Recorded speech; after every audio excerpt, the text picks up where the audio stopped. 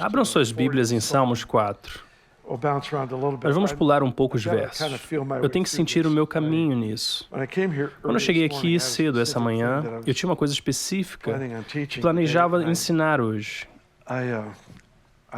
Eu não sei o que dizer. Eu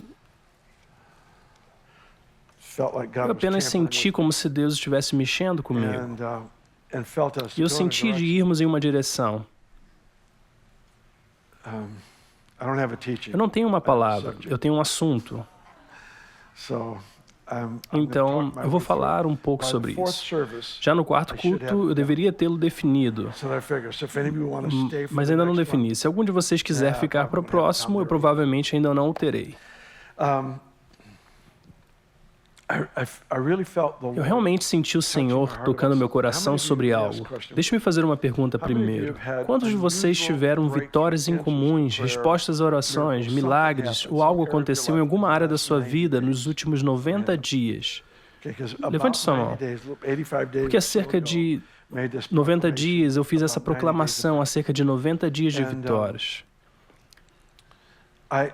E o que aconteceu é que eu estava em Vacaville, em um sábado, eu estava ensinando em uma conferência e eu me vi dizendo, assim começa um período de 90 dias de extraordinário avanço.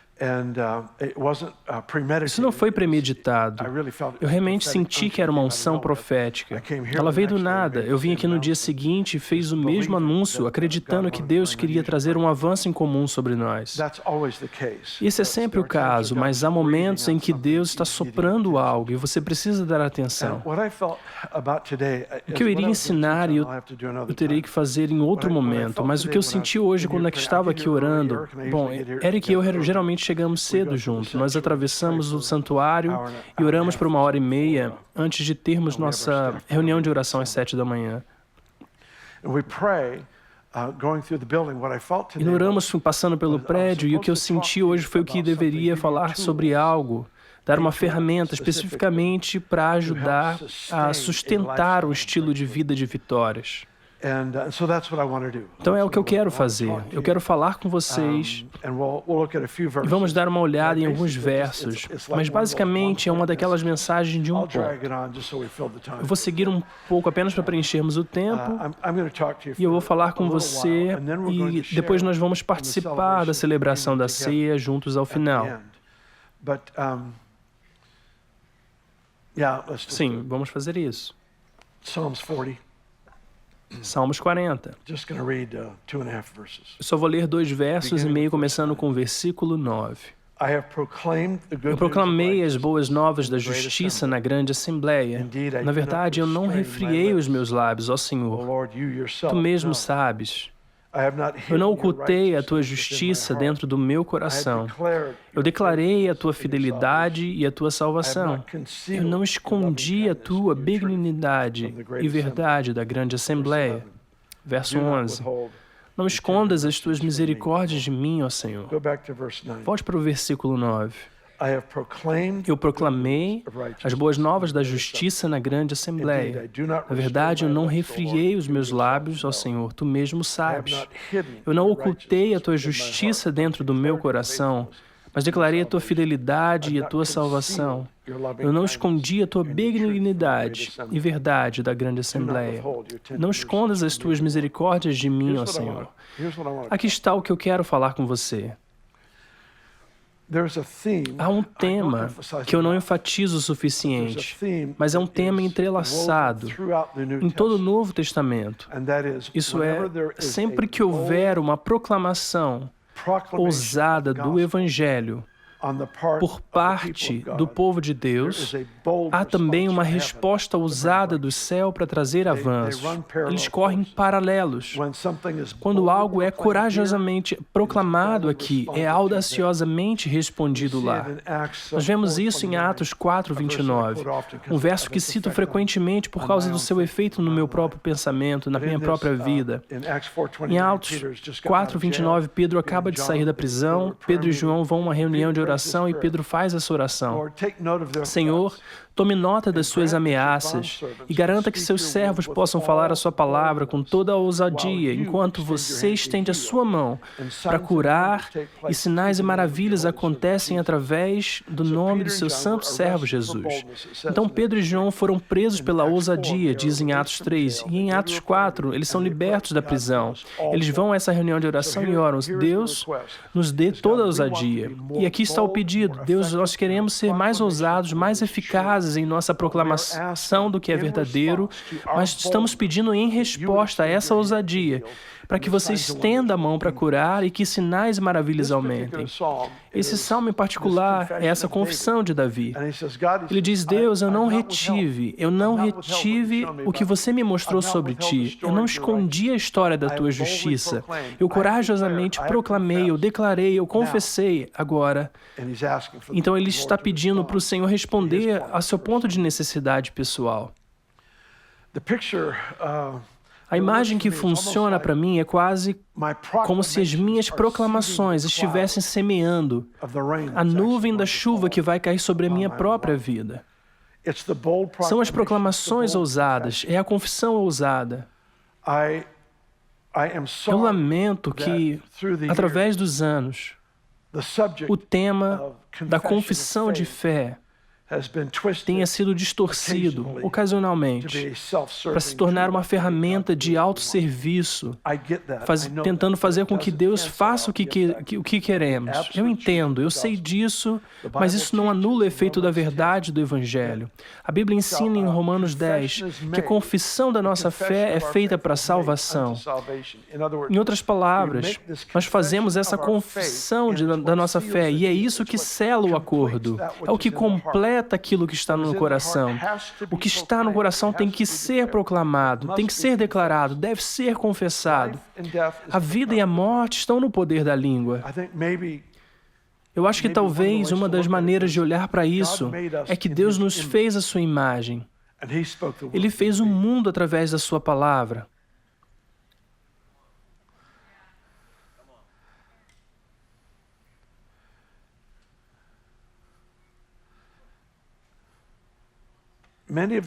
Muitos dos problemas que existem em nossas vidas são resultados de influência, poder e força devido a conversas impróprias.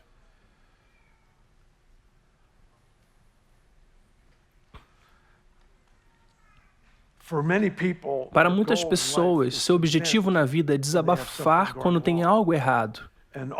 E tudo o que fazem é aumentar a força desse problema em particular.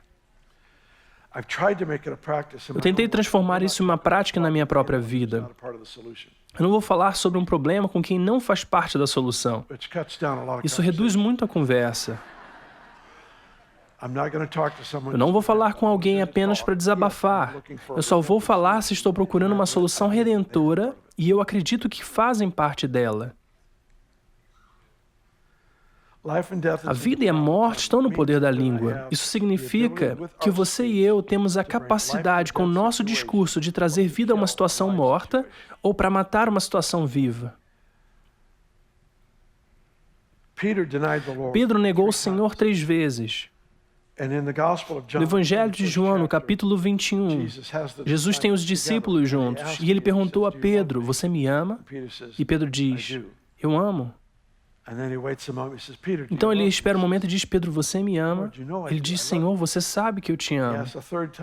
E ele pergunta pela 3ª vez: Pedro, tu me amas? É interessante que para cada negação, o Senhor deu a Pedro a oportunidade de reafirmar o seu lugar nele, através da proclamação e confissão.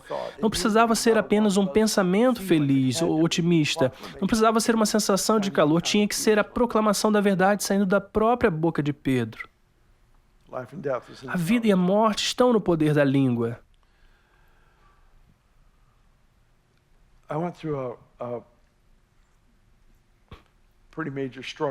Eu passei por uma grande luta, foi uma luta física há 3 anos atrás.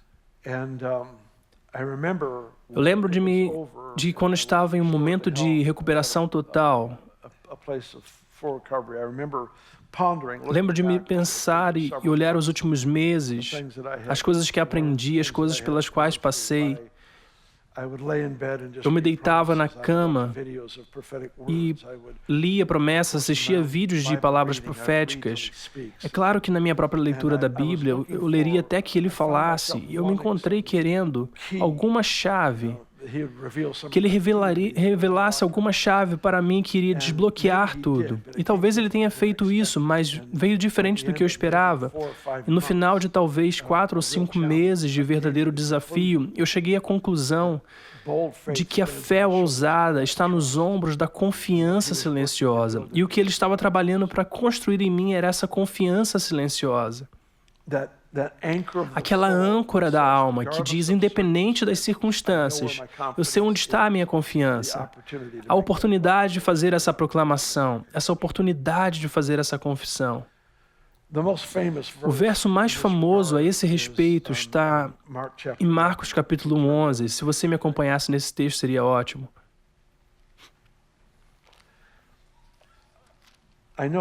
Eu sei que há momentos na história recente da igreja em que as pessoas usaram esse versículo em particular, pensando que poderiam usá-lo para fazer com que Deus fizesse o que queriam.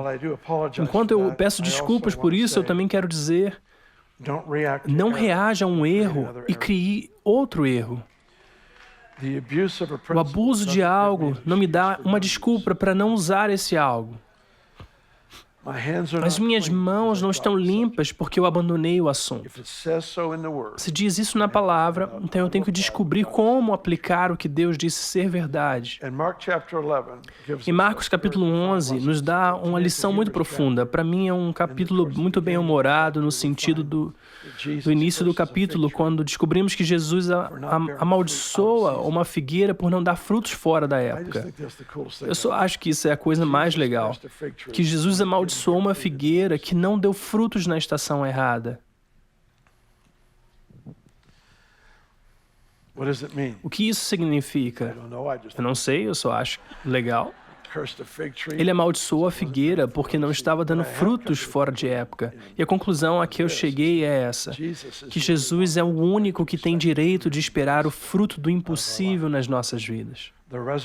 Com o fator da ressurreição, nada é impossível. E isso qualifica você e eu como participantes no desdobramento das impossibilidades da vida. Você e eu somos instrumentos da obra redentora de Jesus para ver as impossibilidades se curvarem. Então ele amaldiçoa a figueira. Os discípulos de Jesus caminham sobre a figueira morta. No versículo 20 ele diz, de manhã ao passarem viram a figueira seca pelas raízes. E Pedro, lembrando-se, disse-lhe, mestre, olha, a figueira que amaldiçoaste secou. Então Jesus lhes respondeu e disse, tenham fé em Deus. Diga essa frase comigo, tenha fé em Deus. Tenha fé em Deus. Vamos dizer juntos como um coro, tenham fé em Deus. Algumas traduções, incluindo a mais nova tradução, dizem que isso deveria ser traduzido como tenha a fé de Deus. Tenha a fé de Deus. Isso é interessante porque Deus tem fé. Verso 23. Pois certamente eu vos digo que todo aquele que disser a esse monte seja removido e lançado ao mar, e não duvide em seu coração, mas crê que as coisas que ele diz serão feitas, ele terá tudo o que ele diz. Vamos ler de novo, verso 23. Pois certamente eu vos digo que todo aquele que disser a esse monte, seja removido, lançado ao mar, e não duvide no seu coração, mas crê que as coisas que ele diz serão feitas, ele terá tudo o que ele diz. A ênfase, sem dúvida, está na proclamação da verdade. Não acho que nós temos o luxo de apenas dizer o que quisermos, mesmo que haja vida e morte no poder da língua. O coração do crente é de buscar o que Deus está dizendo, para encontrar a sua palavra numa determinada situação. Mas uma vez que nós recebemos a palavra do Senhor em uma determinada situação, cabe a nós fazer a proclamação de que essas coisas aconteçam. Eu posso contar a você na minha própria experiência, e eu estou no meio da jornada como todos os outros, mas na minha própria experiência eu tenho um número número de vezes em que eu vi claramente do Senhor qual era a sua vontade em uma situação. E eu parado, esperando que aquilo se desvendasse. E na maioria das vezes, isso não acontece até eu participar disso e começar a aplicar, decretar, declarar o que o Senhor falou ao meu próprio coração. Existe um papel em que você e eu, nós participamos. Por alguma razão, Ele escolheu responder ao decreto e à declaração dos crentes rendidos, aqueles que dizem a vontade de Deus e Deus sendo glorificado é tudo o que eu quero. Eu vou aproveitar a minha própria conversa e vou me certificar de que proclamo o que você está dizendo, Deus. Em uma determinada situação, fazemos esse decreto. Joel capítulo 3 diz, eu acho que o verso 10 diz, deixe o fraco dizer, eu sou forte. Diga isso comigo. Deixe o fraco dizer, eu sou forte.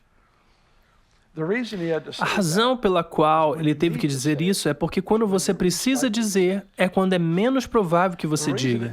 A razão pela qual precisava ser um comando é que, às vezes em que é mais eficaz em nossa vida, é quando nós não estamos propensos a fazer esse tipo de confissão ou declaração.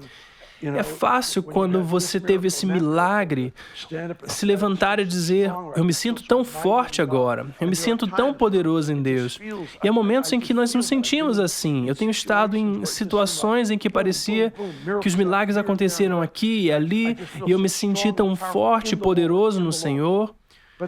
Mas há outras vezes, há uma luta acontecendo e é um desafio fazer isso.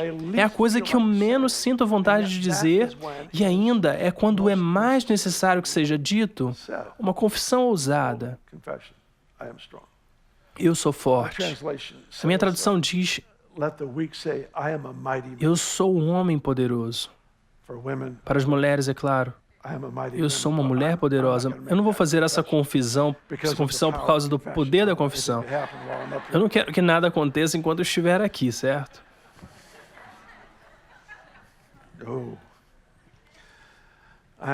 Eu sou um homem poderoso. Que tal esse ser um ano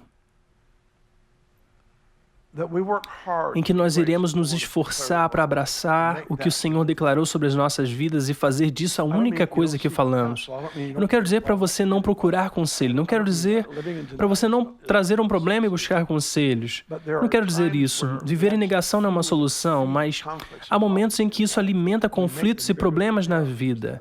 Nós nos tornamos maiores do que eles realmente são, porque eles são o assunto da nossa reclamação, eles são o tema da nossa conversa. Eu sinto que o Senhor quer aumentar o uso de uma ferramenta particular que Ele ensinou aos seus próprios discípulos, que tudo que você disser, você terá. O problema é que nós temos muito do que nós já dissemos.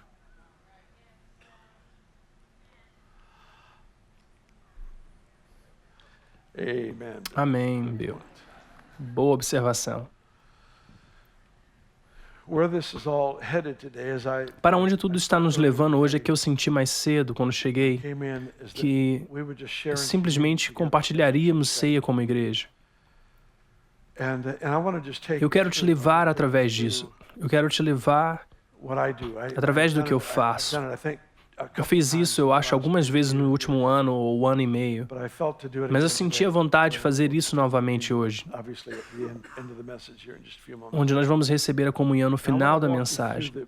Eu quero orientá-lo através da beleza e do privilégio da proclamação, da confissão de fé, de olhar em frente a um obstáculo, encarar um problema e fazer uma confissão. Eu me lembro de Sadraque, Mesaque e Abednego. Eles foram jogados nessa fornalha ardente e fizeram essa confissão. Deus nos livrará. Então eles disseram, e mesmo que não nos livre, nós não nos curvaremos. Eu gosto da abordagem. Eu tenho apenas uma opção. Ele é a minha opção. Não há plano B. Não há plano B. Somente há plano A e eu vou com A. Há certos momentos e tempos em nossas vidas onde há situações que precisam ouvir a palavra do Senhor. Você tem circunstâncias que precisam de sua proclamação de fé. A sua proclamação do que Deus disse.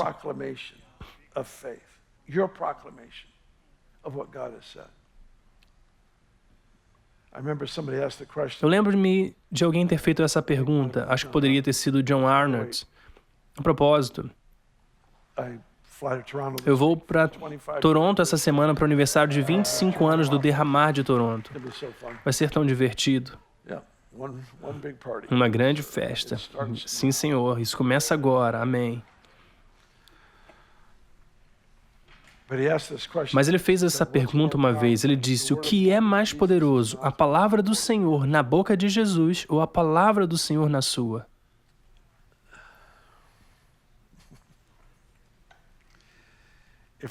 Se é a palavra do Senhor, é igualmente poderosa de qualquer boca que é liberada. Isso pode até soar um pouco blasfemo para alguns, mas Jesus escolheu viver com a restrição do ser humano, embora seja eternamente Deus. Ele só diria o que ouviu o Pai dizer. Era poderoso, mas foi porque veio do Pai. Essa mesma palavra vindo através de você e através de mim. Eu acho que eu quero encorajá-lo. Dirija pela cidade e faça proclamações, faça confissões sobre circunstâncias, sobre situações impossíveis. Quando você menos sentir, é quando precisa ser proclamado e confessado mais corajosamente. E nós vamos fazer isso juntos hoje.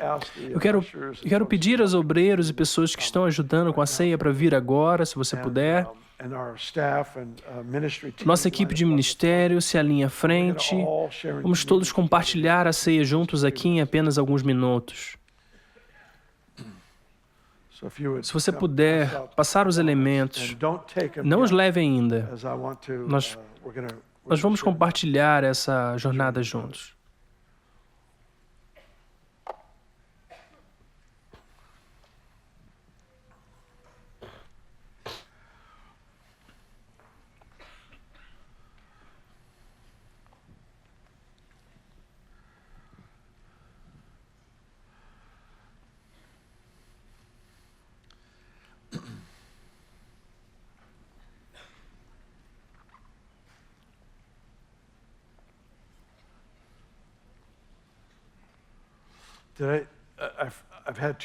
Eu já tive 2 cultos, então se eu esquecer onde eu disse o que... Eu mencionei a vocês que Benny tem um livro saindo sobre a ceia? Não? Ela tem um livro que sai em poucas semanas sobre o poder da ceia.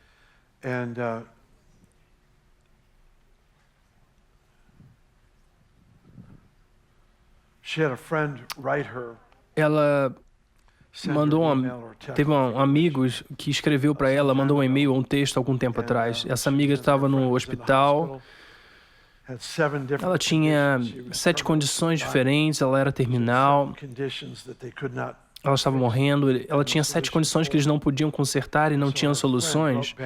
Então sua amiga que escreveu a Benny contou-lhe essas novidades. E Benny escreveu de volta e disse: você precisa tomar a ceia todos os dias. E ela fez isso. Esqueci quantas semanas, acho que foram 3 semanas, mas não me lembro com certeza. Sua amiga escreveu de volta então e disse: ela está fora do hospital, completamente bem, tudo está bem. Ceia não deve ser abordada como uma pílula mágica. Não ajuda, de fato, mas machuca uma pessoa se não dermos um valor adequado da maneira como Jesus faz. Todos vocês foram servidos aqui em cima? Não? Você não? Ok. Podemos ter alguém aqui para vir? Oh, você está vindo, obrigado. Não passe por mim. Isso é tudo o que eu estou dizendo.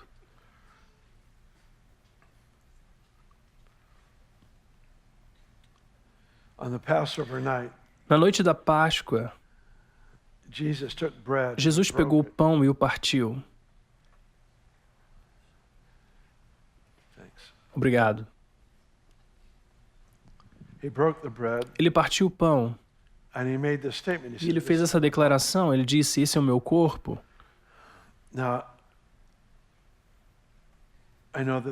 Agora, eu sei que provavelmente há alguns católicos aqui, episcopais, que teriam uma abordagem diferente do meu histórico, mas eu lembro do meu pai ensinando sobre isso uma vez. Ele disse, Jesus disse, esse é o meu corpo. Ele não disse, isso representa o meu corpo. Ele diz, é o meu corpo. Eu sinto que é importante para nós abordarmos da maneira como Jesus disse isso. Que nós tenhamos o mesmo valor e respeito por isso que estamos prestes a fazer. Mas, às vezes, isso não é uma pílula mágica que conserta tudo. É a pessoa a quem chegamos em absoluta entrega, que Jesus fez completa provisão para você e eu sermos curados, sermos perdoados, libertos, e para que a pobreza fosse quebrada. A pobreza, na verdade, é um dos alvos da obra redentora de Jesus. Acredito que veremos nessa casa toda pessoa que teve a pobreza como parte do seu passado, de alguma raiz geracional, que está sendo quebrado, e o Senhor está redefinindo essa parte da sua vida. Quando eu tomo o pão partido, o corpo de Jesus, há certas confissões que eu gosto de fazer durante o nosso tempo. Eu costumo levar provavelmente 20 minutos ou até 30 minutos para isso, mas nós só temos alguns minutos, então eu irei abreviá-lo, mas quero pelo menos dar uma ideia da minha abordagem. Quando eu seguro o pão, o corpo de Jesus, eu gosto de fazer uma confissão. Pelas tuas feridas, eu fui curado. Pelas feridas de Jesus, eu fui curado. É extremamente importante que comecemos a buscar o que Jesus fez provisão para nós. E esse é o assunto chamado saúde divina. Eu já disse isso antes, seria trágico chegar ao final dos tempos e ter a única geração que viveu na saúde divina para ser Israel no deserto, não nascido de novo e em rebelião contra Deus. Eles tiveram um período de tempo em que estavam em saúde divina. A roupa deles nem se desgastou. Eu creio que é a provisão do Senhor e no seu sofrimento em nosso favor. Jesus exibiu marcas no seu corpo através de espancamentos brutais, como expiação para lidar com o poder das doenças e enfermidades. Então eu vou perguntar, se você puder, levante-se comigo. Nós vamos fazer algumas confissões ousadas, proclamações juntas. Pelas feridas de Jesus, eu fui curado. Pelas feridas de Jesus, eu estou curado. Quando eu faço isso, eu trago à mente pessoas que precisam de milagres em seu corpo, pessoas que conheço, pessoas que são membros da família ou amigos queridos. O que eu gosto de fazer é aproveitar esse momento para vir diante do Senhor e fazer essa confissão ousada, pelas feridas de Jesus. Em seguida, mencionar o seu nome, pelas feridas de Jesus. Marcos é curado de câncer. Nós não estamos falando de mente sobre a matéria, nós não estamos falando sobre ginástica mental, mas nós estamos declarando uma realidade que ainda não foi totalmente experimentada, mas que eu quero experimentar. Então eu aproveito esse momento e faço a proclamação. Pelas feridas de Jesus, o câncer é derrotado no corpo de Marcos.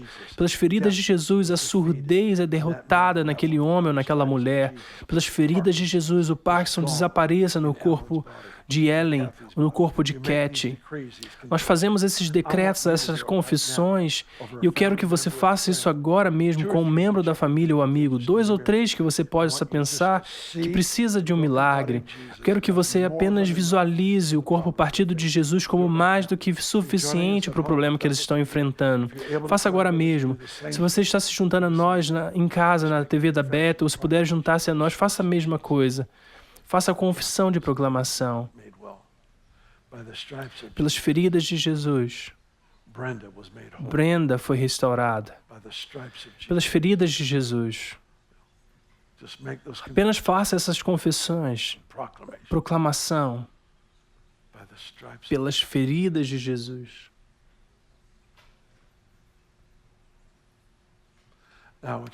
Agora eu quero que você segure esse corpo de Jesus em sua frente. Senhor, nós te damos graças que você estava disposto a sofrer da maneira que você sofreu para remover o poder das doenças, enfermidades e a influência dos espíritos de aflição. Eu te agradeço por isso agora, no nome de Jesus. Agora tem mais uma coisa. Jesus disse em Efésios 2 que ele carregou em sua carne um muro de divisão entre judeu e gentio. É uma perfeita imagem profética do que ele traz na sua carne, a penalidade por toda divisão. Amanhã é dia de Martin Luther King, divisão racial. Adivinhe, o sofrimento de Jesus é mais do que suficiente para resolver esse problema, mais do que suficiente. Talvez divisão numa família, divisão em casa, marido e mulher, no seu lugar de trabalho. Porque nós não tiremos um momento e olhamos para um lugar onde a unidade precisa ser estabelecida ou restaurada e façamos essa confissão. O corpo partido de Jesus é mais do que suficiente para consertar essa divisão. Agora, com gratidão, nós recebamos o corpo. Nós recebemos o corpo de Jesus em nossos corações no nome de Jesus.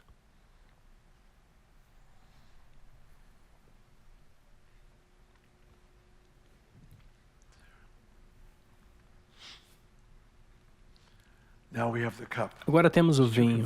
Existem duas confissões que gostaria de fazer. A primeira é: o sangue de Jesus me liberta. Diga isso comigo: o sangue de Jesus me liberta. Diga de novo: o sangue de Jesus me liberta. Nós precisamos escrever uma música com essas letras. O sangue de Jesus me liberta. Devemos ter cerca de 10 na próxima semana. O sangue de Jesus me liberta. O sangue de Jesus me liberta. O que você quer fazer nesse momento? Você desejar redescobrir em seu coração o profundo efeito do sacrifício de Jesus em tudo sobre a sua vida.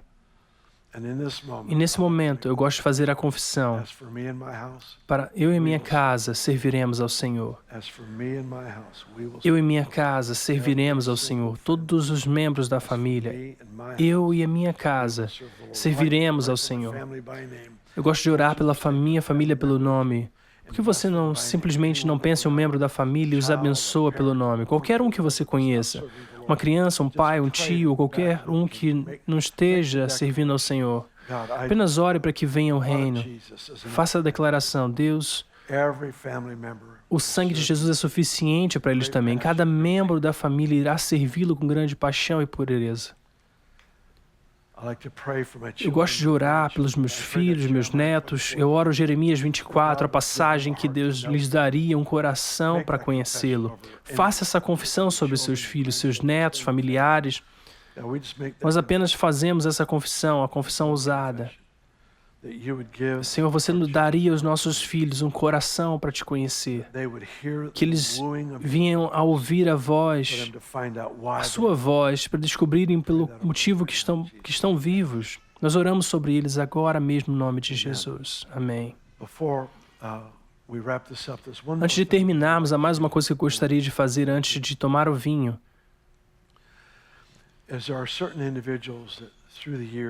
Existem certas pessoas que, através dos anos,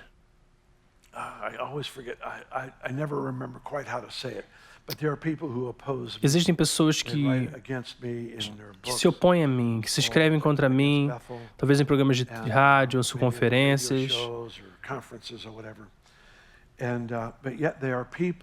Mas, no entanto, são pessoas que se comprometeram com Jesus. Então, o meu privilégio é celebrar o seu zelo pelo Senhor e honrá-los pelo grande zelo, que eles estariam dispostos a viver tal risco para honrar o nome de Deus. Então eu amo orar para que Deus os faça prosperar de todas as formas possíveis, espírito, alma e corpo, que tudo sobre em suas vidas venha experimentar a generosidade do Senhor.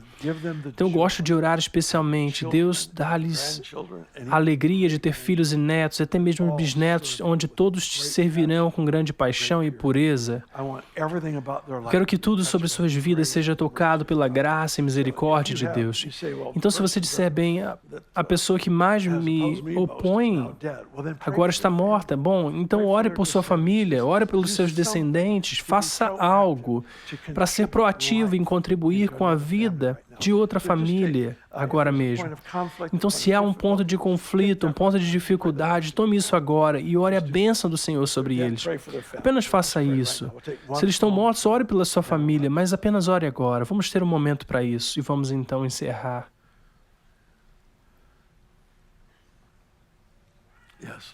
Sim, Senhor. Nós apenas declaramos a bênção do Senhor sobre todos os membros da família, cada um desses indivíduos que causaram dor. Nós apenas dizemos, Senhor, você traria cura sobre eles. Oramos para que você faça com que eles prosperem no espírito, alma e corpo, e tudo sobre a sua vida seja tocada pela misericórdia e pela graça. Obrigado, Senhor. Agora segure a taça diante do Senhor e vamos fazer essa confissão. O sangue de Jesus me liberta. Diga isso de novo. O sangue de Jesus me liberta. Vamos fazer isso juntos. Obrigado, Senhor. Obrigado, Senhor.